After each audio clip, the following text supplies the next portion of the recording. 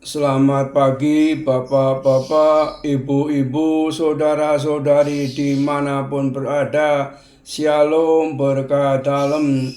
Berjumpa kembali dengan Sugeng Pramono dalam Renungan Markus 5 ayat 21 sampai 43. Imanmu telah menyelamatkan engkau, sembuhlah dari penyakitmu. Orang boleh saja berani mati, tidak takut menempuh bahaya, bahkan mendaki gunung tertinggi. Namun ketika berhadapan dengan sakit, maka segala nyalinya runtuh, bagaikan gundukan pasir diterjang air bah.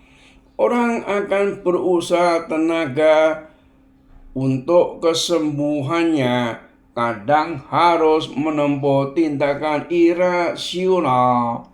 Mai Bilah Mother pernah mengatakan, teken jonggo, suku jojo, tongkat leher berkaki dada.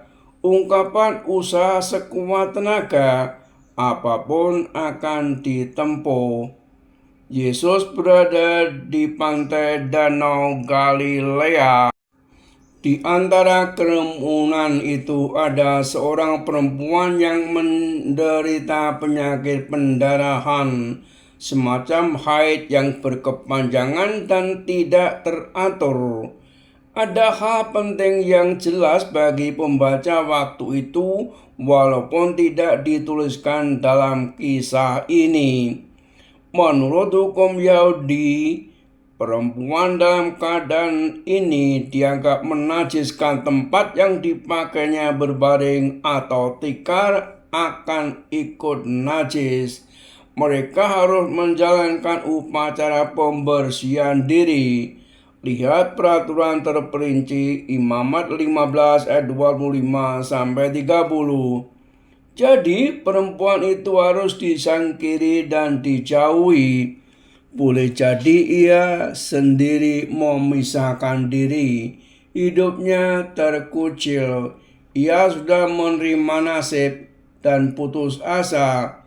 Tidak ada tabib yang dapat menyembuhkannya dan uangnya sudah habis dipakai berobat.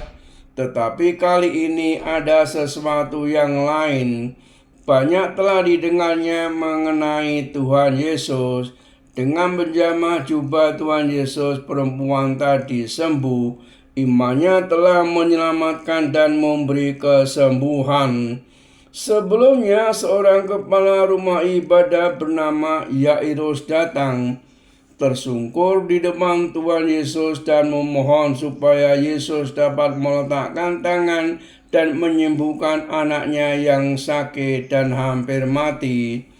Ia berharap agar dengan meletakkan tangan Tuhan Yesus dapat menyembuhkan anak itu, tetapi orang-orang datang dan mengatakan bahwa anak itu sudah mati. Tuhan Yesus pun pergi ke rumah itu, menegur orang-orang yang menangis dan mengatakan kepada anak itu, Telitakum, artinya, hai anakku, aku berkata kepadamu, bangunlah. Bacaan Injil ini membantu kita mengerti tentang bagaimana sikap batin kita di hadapan Allah. Dengan tidak perlu memandang status sosial, kita perlu tersungkur di depan Tuhan Yesus dan meletakkan semua harapan dan semua persoalan hidup yang kita hadapi kepadanya. Kepala rumah ibadah dan perempuan yang sakit pendarahan memberi contoh yang baik bagaimana memiliki iman dan harapan pada Tuhan Yesus untuk mencurahkan kasih-Nya. Iman orang itu berdampak positif, yaitu menyembuhkan dan membangkitkan anak perempuannya yang berusia 12 tahun. Iman dan harapan juga membuat kuasa Tuhan mengalir walaupun lewat ujung jubah yang dapat menyembuhkan ibu yang sakit. Kuasa Yesus tercurah semuanya bagi orang yang percaya dan berharap kepadanya. Sabda Tuhan membuat kita bertumbuh dalam rasa solidaritas dengan sesama manusia. Allah begitu solider sehingga melalui Tuhan Yesus, Beliau memberi hidup baru kepada umatnya. Maka pertanyaan refleksi adalah, apakah kita juga memiliki kepekaan dan kepedulian terhadap sesama yang sakit, miskin, dan kurang diperhatikan? Apakah dalam membantu sesama kita selalu membuat perhitungan-perhitungan tertentu? Salam dan doa, Tuhan memberkati. Amin.